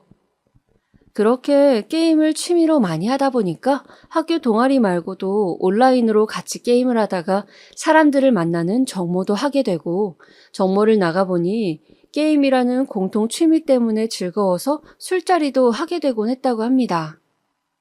그러다 거기서 한 남자를 만나게 되었다고 합니다. 그 남자는 자신은 농구를 하다가 프로 농구 선수가 되지 못해서 대학을 일반 경영학과를 가서 회사를 다니고 있다고 소개했다고 합니다. 키도 크고 눈썹이 진한 훈남 외모의 그 청년에게 제 딸은 호감을 느꼈대요. 나와 다르게 뭔가 세련된 사람 같다는 생각을 하면서요. 몇 번을 만나 게임도 하고 같이 맥주도 마시고 하면서 제 딸은 더욱 그 사람과 친밀해졌습니다. 함께 맛있는 것을 먹고 하다 보니 서로 연애를 하기로 얘기가 되었고 계속 밖에서 만나다 보니 그 사람을 자취방에도 들이게 되었다고 했습니다. 저는 그 대목에서 경솔한 딸의 행동에 너무 화가 났지만 바쁘다는 명분으로 자주 올라와 체크하지 못한 제 탓도 크다는 생각에 괴롭더군요. 그 사람은 회사 일을 하다가 한 번씩 피곤하다고 와서 자고 가기도 하고 일요일에 딸의 집에서 간식을 만들어 먹기도 했다고 합니다. 그때는 세상을 다 가진 것처럼 바보같이 그 사람에게 빠져서 지냈다고 딸은 울면서 이야기를 하더군요. 그런데 그렇게 지내던 어느 날 우연히 화장실을 간 그 사람 핸드폰에 전화가 오는데 전화를 전해주려다 딸은 그만 실수로 통화 버튼을 눌렀다고 합니다. 여보, 오늘 언제 온다고 했지? 저녁 해야 돼? 수화기 너머로 다정한 여자의 목소리가 들렸다고 합니다. 그리고 확실치는 않지만 아기 웅얼거리는 소리도요. 딸아이는 너무 충격을 받아서 그만 핸드폰을 떨어뜨리고 말았대요. 그리고 화장실을 나온 그 사람에게 따져 물었답니다. 오빠, 방금 전화 오던데 누구야? 저녁 해야 되냐고 묻던데. 부탁인데 솔직하게 말해줬으면 좋겠어. 남자는 자신을 뚫어져라 노려보며 추궁하는 제 딸의 눈을 보면서 자신이 사실은 유부남이라고 고백했다 하더군요. 갓 돌이 된 아기가 있다고. 삶이 너무 지쳐서 게임 정모라도 나가면 활력이 생길 것 같아서 나갔는데 너에게 반해버렸다고. 그래서 유부남이라고 하면 상대를 안 해줄까봐 이런 일을 저질렀다고요. 딸은 당장 나가라고 소리를 지르며 그 남자를 쫓아내고 이별을 고했다고 합니다. 딸의 인생의 첫 연애이자 첫 이별이었죠. 그리고 그 후로 입맛도 없고 구역질도 나는 것 같아서 한동안 식음을 전폐하다가 이상하게 그 후에는 또 입맛이 돌아서 아, 내가 실현당하고 이제 다시 회복을 하나 봐 하면서 입맛도 는 대로 먹고 싶은 것을 마음껏 먹었다고 해요. 그러다 보니 살이 5kg 이상 단기간에 확 붙으면서 뭔가 나른하고 모든 일에 기력이 딸리는 느낌이 들었다고 합니다. 특히 뱃살이 너무 쪄서 바지도 맞지 않고 불편해서 같은 과 친구가 효과 좋았다고 하던 다이어트 약을 처방해준다는 병원을 방문했는데 의사는 이런저런 증상들을 듣더니 고개를 갸웃하고는 일단 소변 검사를 해보자고 했대요. 염증 수치 같은 것을 체크해봐야 된다고요. 딸은 그렇게 소변 검사를 하고 임신이라는 청천벽력 같은 소리를 들었다고 합니다. 여자였던 의사 선생님은 임신이고 입덧 증상이 있었던 것으로 보아 개월이 좀 된 것 같으니 어서 산부인과를 가서 정확하게 몇 주나 되었는지 확인을 해보라고. 생리주기 체크 안 하냐고 자기 일처럼 안타까워 하셨다고 해요. 제 딸은 고등학생 때 입시 준비를 하면서 생리불순이 심해서 굉장히 불규칙하게 생리를 했었거든요. 제 아내도 그랬기 때문에 저도 석류다 뭐다 좋다는 것을 챙겨 먹였고요. 그런데 그 불규칙한 주기 때문에 딸은 자신이 임신했다는 것도 모른 채로 몇 개월을 지내왔던 것입니다. 마침 입덧으로 살이 쪄서 난생 처음 뱃살이 찌니 불편한가 보다라고 배가 조금 나온 것도 별스럽지 않게 여겼던 거예요. 저는 기가 차서 할 말이 없었습니다. 뱃살이 찐 것과 임신한 것을 헷갈리다니. 아무튼 정신이 번쩍 든 딸은 그 길로 허둥지둥 산부인과를 찾아갔다고 합니다. 그리고 임신 3개월이라는 진단을 받았는데 그 남자의 아이가 틀림없어서 정말 싫었지만 어쩔 수 없이 그 사람과 연락을 했다고 합니다. 사실 아이를 낳을 수 없으니 지우겠다는 이야기를 하려고 전화를 한 것인데 그 사람은 제 딸에게 그동안 보고 싶었다면서 한 번만 만나서 우리 이야기를 다시 하자고 제 딸을 설득했대요. 당연히 매몰차게 네가 임신이든 말든 내 맞냐는 등의 온갖 막장 드라마 같은 반응을 생각했던 제 딸은 그래도 완전 나쁜 놈은 아니었구나. 나를 걱정하고 있구나 하는 생각에 순간 마음이 약해져서 그놈을 만나러 커피숍으로 갔다고 합니다. 그렇게 다시 만나게 된 그날, 그 남자는 자신이 이혼할 테니 기다려달라고 절대 아이를 지우지 않았으면 좋겠다고 무릎 꿇고 애원했다고 해요. 제 딸은 이미 3개월이면 작은 개월수가 아닌데 어떻게 해야 할지 갈피가 서질 않아서 오랫동안 고민을 했다고 합니다. 처음에는 이 남자도 아이도 얼른 정리해버리고 다시 대학 공부에 매진하자는 쪽으로 기울었지만 4개월째에 접어들자 병원에서 낳는 것도 고려해보면 어떻겠냐고 딸이라고 성별을 슬쩍 말해줬다고 해요. 앞서 말했다시피 제 딸의 소원은 바로 결혼해서 딸을 낳고 엄마와 가져보지 못한 오붓한 시간을 딸과 데이트를 하며 보내는 것이었는데 하필 운명의 장난인지 그 아기가 제 딸이 그렇게 가지고 싶어 했던 딸이었던 겁니다. 초음파로 아기의 모습이 형체를 갖춰나가는 것을 보고 공조님이라는 이야기를 듣자 딸은 차마 중절 수술을 할 수 없었다고 합니다. 그렇게 딸은 미련하게 헤어진다는 그 사람의 말을 믿고 갑자기 임신부가 되었어요. 학교는 계속 다닐 수가 없어서 2학기에 휴학을 했고요. 한동안 그 사람은 정말 이혼 서류를 가지고 와서 딸의 앞에서 작성을 하기도 하고 딸의 집에 며칠씩 머물면서 몸을 챙기기도 하고 맛있는 것들을 사주기도 했답니다. 그렇게 3달 넘게 딸의 곁에서 예비신랑 노릇을 하면서 우리 신혼집은 여기로 하자. 조만간 부모님께 인사드리자. 신혼여행은 멀리 못 가겠지만 그래도 어디라도 가자며 계속 딸을 홀렸더군요. 딸은 저에게 이제 그 사람을 인사시켜야 한다는 생각에 이혼은 언제 정리되냐고 재촉을 했습니다. 그 남자는 지금 이미 숙려기간이라고 조금만 기다리면 최종 마무리된다고 넌 아무 걱정 말고 몸이나 챙기라 얘기했대요. 그러던 어느 날이었습니다. 딸의 원룸 앞으로 웬 젊은 여자가 아기띠를 하고 찾아왔대요. 그 여자는 딸을 보고 대뜸 여기 우리 남편 있죠? 이 인간이 그렇게 말을 했는데 아직도 여기 있으면 어떡해 아가씨. 정신 차려요. 저 인간 완전 바람둥이에요. 바람핀 전적이 화려하다고요. 나는 재산 때문에 지금은 이혼을 못해요. 그러니까 아가씨가 물러나세요.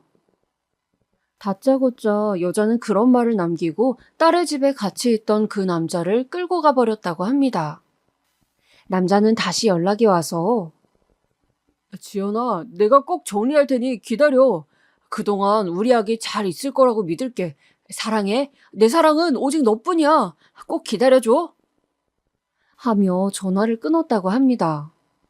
딸은 혼란스러웠지만 1달 정도를 더 기다려봤대요. 그런데 그 후로 남자는 연락이 되질 않아서 딸은 속은 것이 아닐까 미칠 지경이 되어서 사방으로 남자를 찾아다녔다 합니다. 남자가 다닌다고 말한 회사로 찾아가 보기도 하고 산다고 한 동네 집 앞에 가서 수소문해 보기도 하면서요.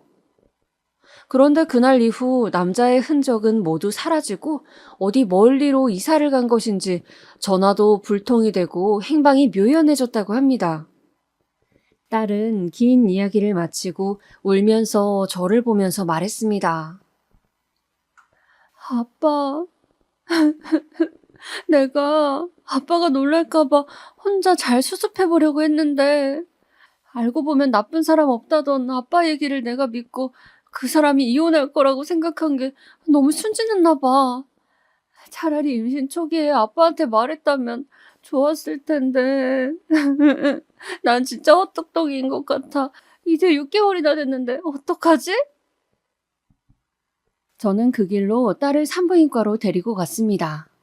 아기는 안 되었지만 내 딸의 인생을 망칠 수는 없었어요. 그래서 독하게 마음을 먹고 뱃속에서 자라고 있는 아이를 어떻게든 내 딸의 인생에서 지워야 한다고 생각했죠.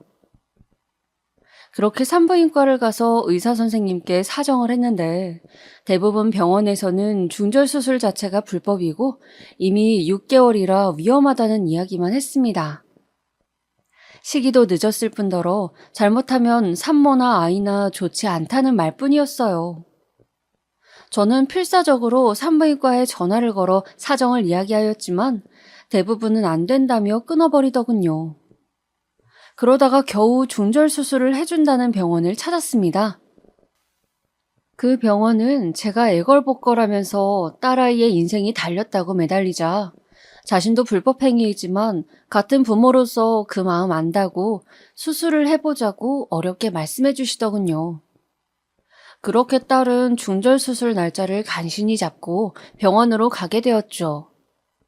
저는 한시름 놓았다 싶었습니다.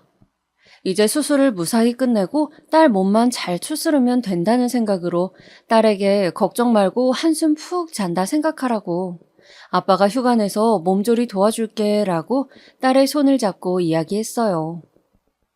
딸은 어딘지 모르게 어두운 표정으로 수술실로 들어갔고요. 저는 초조하게 수술실 밖에서 딸을 기다렸습니다. 그런데 1시간은 걸릴 것이라던 수술실 문은 들어간 지 10분이 되질 않아 다시 열리는 것이었어요. 그리고 여전히 동그랗게 부푼 배를 하고서 딸아이가 다시 나오더군요. 침대에 누운 채로 딸은 눈물을 흥건히 흘리고 있었습니다. 저는 얼른 달려가 딸의 손을 잡았습니다. 아빠, 나 이 아기 이렇게 하늘나라로 보낼 수 없어. 내가 엄마인데 그렇게 할 수가 없어. 멀쩡한 아기를 어떻게 그래. 내 딸인데.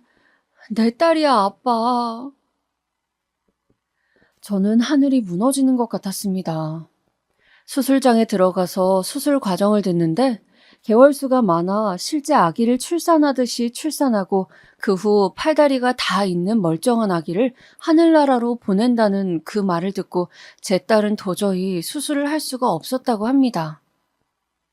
이미 아기는 사람의 형체로 너무 자라 있었고 제 딸의 뱃속에서 움직이고 있었으니까요.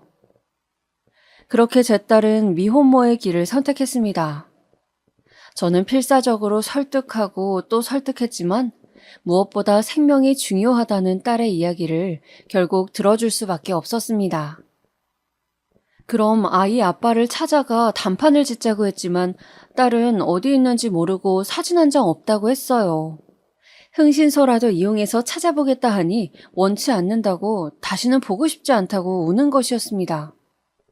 그래서 그렇다면 미혼모로 아이를 키우는 것은 반대고 호적이라도 내 쪽으로 입적시키라고 했습니다. 법적인 절차를 알아보니 아이 부모가 동의하면 되고 가정법원에서 처리할 수 있다고 하더군요. 그렇게 저는 제 호적에 제 손녀를 올리게 되었습니다. 제 딸은 자신의 딸과 법적으로는 자매가 된 것이었죠. 그렇게 3달을 채우고 딸은 자연분만으로 건강한 아기를 출산했습니다. 아기는 3.3kg로 무게도 적당하고 아주 눈이 똘망똘망한 예쁜 아기였습니다. 저는 아기를 낳는 것을 반대했지만 막상 눈앞에 손주를 보자 너무 예뻐서 정신을 못 차리겠더군요. 제가 부지점장으로 받는 월급이 꽤 되었기 때문에 1년 동안 딸은 학교를 휴학해둔 채로 산후조리를 하면서 아주머니도 쓰고 편하게 몸조리를 하게 했습니다. 이렇게 우리 가족은 새 식구가 되었죠. 딸은 가끔 병원에 예방접종을 가거나 검진을 가면 부부가 아기를 데리고 오는 사람들을 볼 때마다 눈가에 눈물이 고였습니다. 저 몰래 눈물을 닦다가 들킨 적도 있었죠. 자신도 한부모 가정에서 자랐는데 딸마저 그런 신세가 되었다며 딸은 마치 수도꼭지처럼 눈물을 흘렸습니다. 저 역시 그런 딸에게 뭐라고 해줄 말이 없었습니다. 왜 그랬냐고 저야말로 딸에게 화를 내고 싶은 기분이었죠. 왜 그렇게 경솔하게 어디서 굴러먹었는지 모르는 놈에게 마음을 덜컥 줘버렸냐고. 대책 없이 그놈을 왜 기다렸냐고. 자기 몸 건사를 왜 못했냐고 말이죠. 그러나 눈물을 달고 사는 딸아이에게 더 이상 상처를 줄 순 없었어요. 어차피 상황은 그런 말을 해서 서로 상처받지 않아도 충분히 힘들었습니다. 저는 손녀가 돌이 되고 난 후 단호하게 말했어요. 내가 아주머니 쓰면서 아기를 돌볼 테니 너는 대학에 복학하라고. 딸은 아직 아기가 돌밖에 안 되었는데 그게 말이 되냐고 했지만 저는 네가 대학을 졸업하고 얼른 직장을 잡아야 먹고 사는 문제가 해결되고 이 아기도 경제적인 문제가 해결된다고 내가 언제까지 살아있을 것 같냐고 딸을 설득했습니다. 딸은 저의 설득에 독하게 마음을 먹고 서울로 가더군요. 그렇게 딸은 아기를 저에게 맡겨두고 주말마다 아기를 보러 오면서 힘들게 대학을 졸업했습니다. 저는 아기 봐주시는 아주머니와 또 근처에 살고 있던 누이 동생의 도움을 받아 겨우겨우 직장을 다니면서 아기를 키웠어요. 퇴근하고 돌아와 저녁 한 끼 편하게 먹을 새가 없었고, 밤중에 아기가 아파서 허둥지둥 응급실을 찾아가면서 예전 딸아이를 혼자 키우던 때 생각도 많이 나더군요. 혼자 애 키우는 게 내 팔짱가 하면서 씁쓸하게 웃기도 했습니다. 그래도 제 손녀는 너무 예뻤어요. 눈에 넣어도 안 아플 정도로요. 지쳐있는 저를 보면서 옹알이를 하고 고사리 같은 손으로 제 손가락을 꾹 쥘 때면 저는 웃을 수밖에 없었습니다. 마치 제 딸의 어린 시절을 보는 것 같았어요. 그렇게 시간이 흘러 딸은 무사히 서울대 약대를 졸업하고 서울 인근 대도시에 고용약사로 취직을 했습니다. 불행인지 다행인지 딸의 학벌과 직업이 좋아서 먹고 살 걱정은 하지 않게 되었고, 아기를 돌봐주는 분을 쓸 수 있는 형편도 되었지만 혼자서 애 돌보랴 일하랴 종종거리는 딸이 저는 내내 안쓰럽기만 하더군요. 저도 일신에 변화가 생겼어요. 은행에서 만년 부지점장으로 있을 순 없어 퇴사를 결정하고 작은 회사를 차리게 되었습니다. 카드사 콜센터 직원들을 대기업 본사에 보내주고 관리해주는 아웃소싱 업체였어요. 아무래도 서울 부근에서 차리는 것이 맞아 저도 서울 쪽으로 이주를 하였습니다. 모두 정직원이었던 제 젊은 시절과는 달리 IMF 이후로 기업들은 자회사나 도급사를 끼고 상담 업무를 하게 되었으니까요. 저는 고졸 이상의 학력을 가진 상담 업무를 하는 직원들을 교육시키고 관리하는 회사의 대표가 되었습니다. 그렇게 우리 세 가족은 안정을 찾아갔어요. 딸애는 일이 고되어도 집에 와서 손녀의 얼굴만 보면 행복해하며 웃었습니다. 사실 유치원을 졸업하고 학교에 가고 아이가 클수록 아빠의 부재를 어떻게 설명할지, 할아버지 딸로 호적에 들어가 있는 것은 어떻게 이야기를 할지 벌써부터 걱정이 되었습니다. 손녀와 딸아이가 그런 사실이 밝혀지는 과정에서 최소한의 상처로 끝났으면 하는 것이 제 바람이었죠. 제 회사는 직원이 늘어 더 확장을 했습니다. 저는 은행 재직 시절 알던 인맥들이 있어 일을 따내기가 쉬웠고, 콜센터 직원 고용 계약을 원하는 대기업들이 많았습니다. 저는 기존의 관리자로 일을 쳐내기에는 너무 일이 과도함을 느껴서 새로 관리직을 몇 명 채용하기로 했습니다. 채용을 위해 면접을 보게 되었는데 그중 인상 깊은 친구가 있더군요.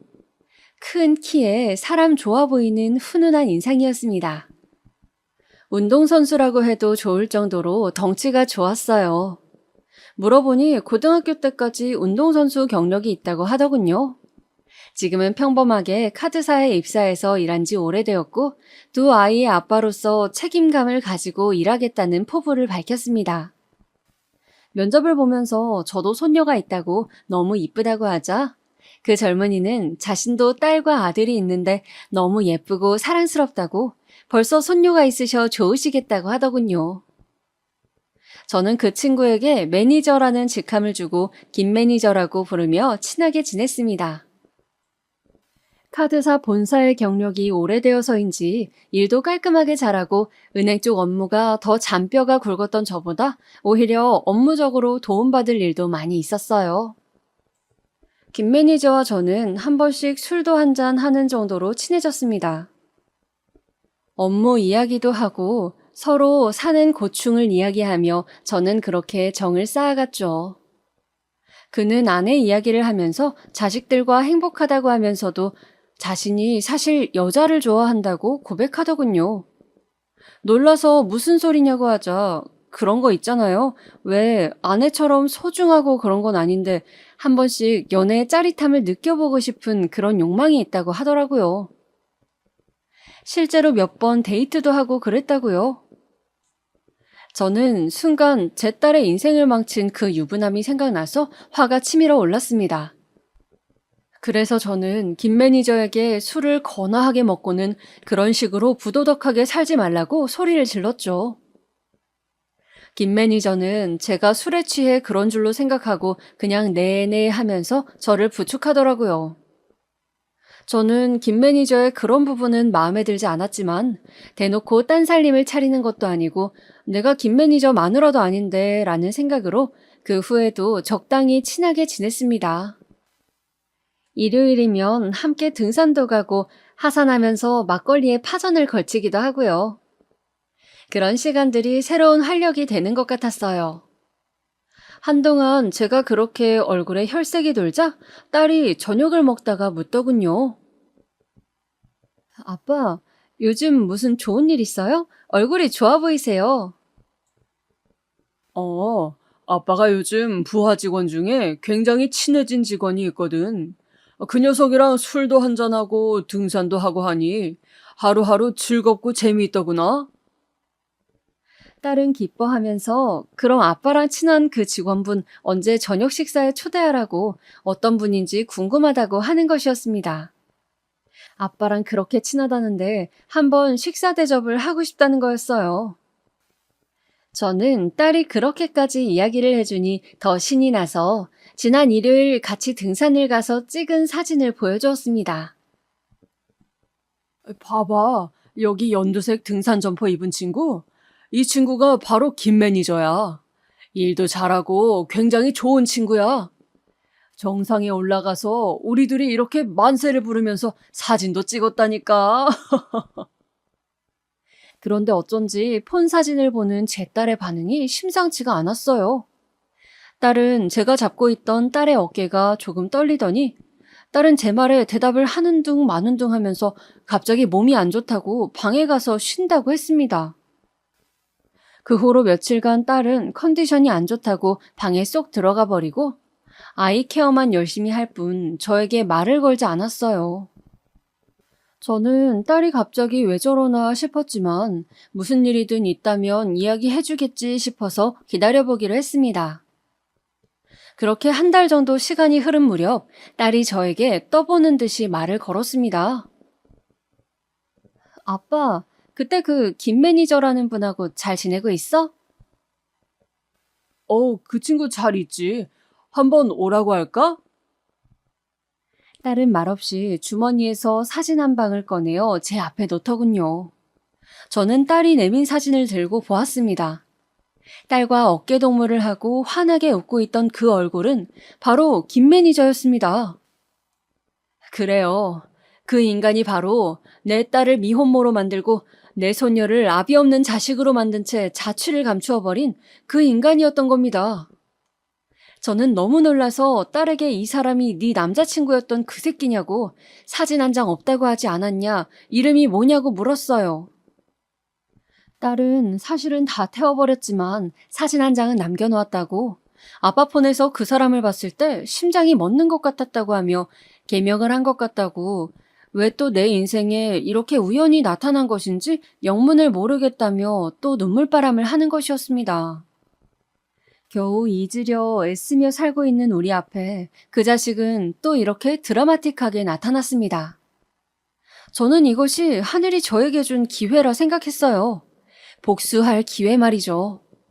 어떻게 하면 이 자식의 인생을 내 딸이 겪은 그 몇 배 이상의 고통 속으로 들어가게 할 수 있을지 궁리를 해보았습니다. 일단 표면적으로는 김 매니저와 계속 친한 사이를 유지하면서 김 매니저의 관심사를 떠보기 시작했어요.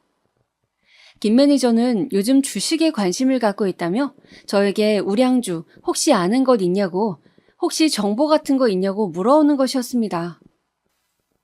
저는 이때다 싶어 처음에는 모른다고 잡아떼며 감질나게 하다가 마침내 직장 다니다 때려치고 아예 지인들 주식만 돌려주는 일을 하는 친구가 있다고 원한다면 소개해주겠다. 그런데 손해를 볼 수도 있으니 신중하게 생각하라고 운을 띄워놓았습니다. 실제로 그렇게 소일거리 삼아 용돈벌이를 하는 친구가 있었거든요. 그 친구는 오랜 이 바닥의 경험으로 그래프상의 지표를 보고 작전주의인지 아닌지를 기가 막히게 잘 찍어내는 친구였습니다. 큰 세력들이 작전을 들어갈 때에 따라 돈을 넣었다가 빠지기 직전에 낌새를 채고 빼는 방식으로 저와 제 주변 지인들의 재산을 꽤 불려줬죠. 저는 그 후로 김 매니저와 술을 한잔할 때마다 은근슬쩍 주식 수익률에 대한 이야기를 던졌습니다. 그리고 많이 위험하다고 알려져 있는 선물 거래까지도 이 친구가 하는데 아직 마이너스가 크게 난 적이 없고 거의 회복했다며 계속해서 유혹의 말을 남겼습니다.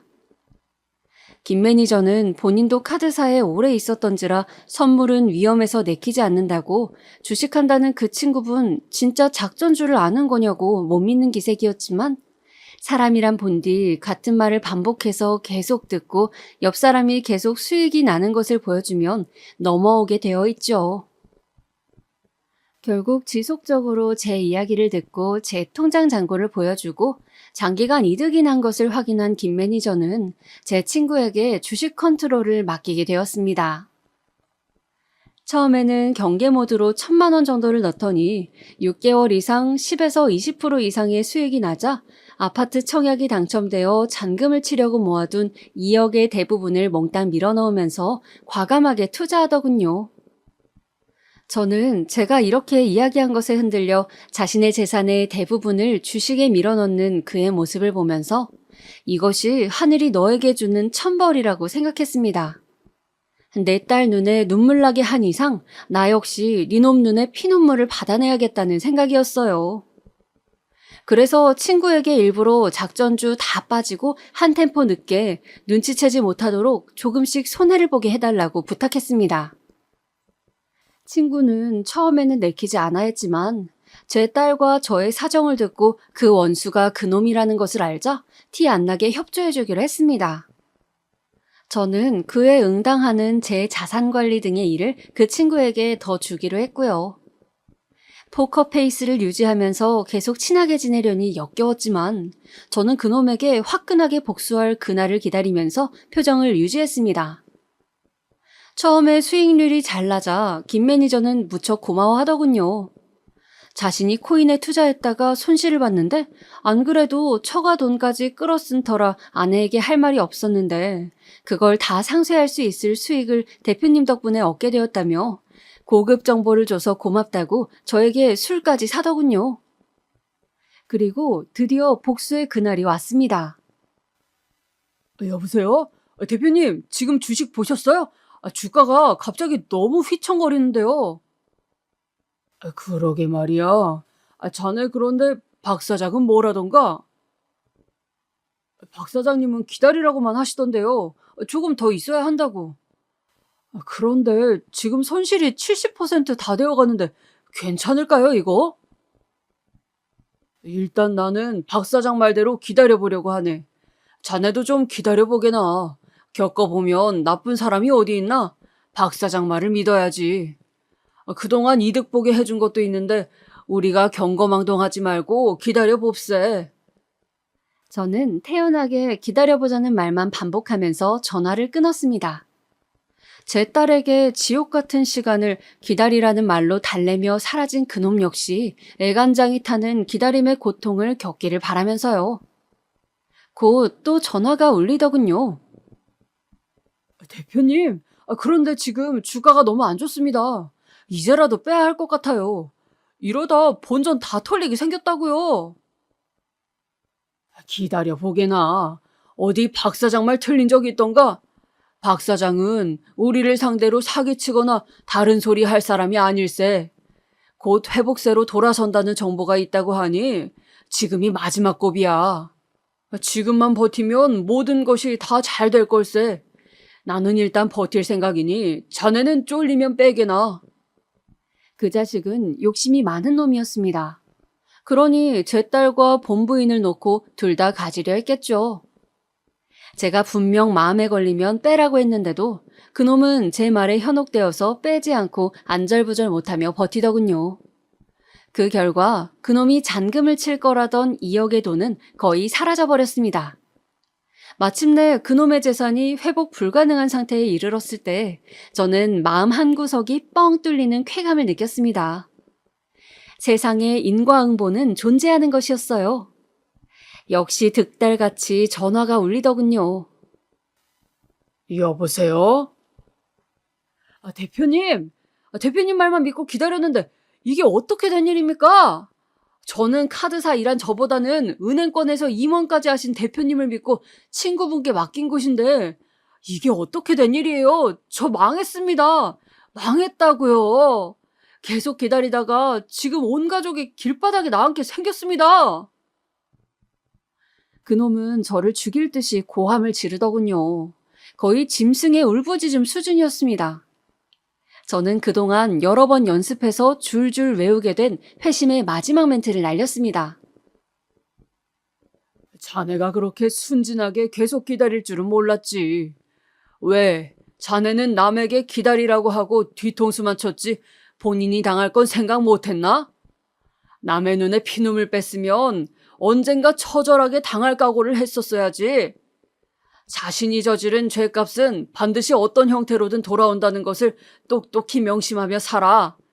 이 개자식아, 자네는 당장 해고야. 내일부터 출근하지 말게. 저는 그렇게 제 딸을 기다리게 만들고 평생 가는 상처를 준 그놈을 망하게 만들었습니다. 그놈은 직장을 잘리고 주식으로 돈을 날려 처음에는 저와 제 친구를 사기죄로 고소한다는 둥 날뛰었으나 나중에 내가 누구의 아빠인지 알고 포기했다고 합니다. 감히 제 앞에 나설 수도 없었겠죠. 저는 그놈이 만약 제 앞에 나타나면 감방 가는 한이 있더라도 반드시 찢어 죽이고 말겠다고 이를 갈았으나 역시 비겁한 놈답게 그냥 조용히 꼬리를 말고 사라지더군요. 그 후 금융계 쪽으로는 취직한 흔적이 없었고 집도 이사를 갔는지 서울권에서는 소식이 들려오지 않았습니다. 저는 통쾌한 복수를 끝내고 딸에게도 저의 복수를 말하지 않았습니다. 딸이 안다면 손녀의 친아빠인데 라는 생각으로 또 동정심을 품거나 괴로워할 것 같아서 말이죠.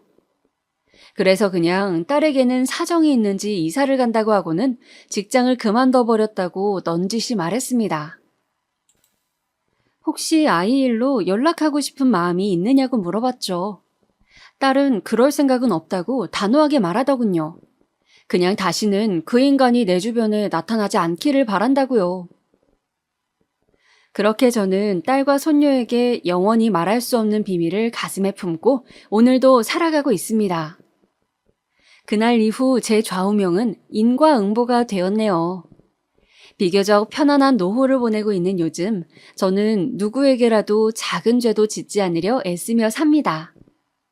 반드시 잘못한 만큼 돌아온다는 것을 저는 믿고 있기 때문이죠. 여러분, 제 가슴속 이야기를 들어주셔서 감사합니다. 이제 겨울이 끝나고 곧 봄이 오겠지만 아직 날씨가 쌀쌀하네요. 코로나 조심하시고 즐거운 하루 보내시길 바랍니다.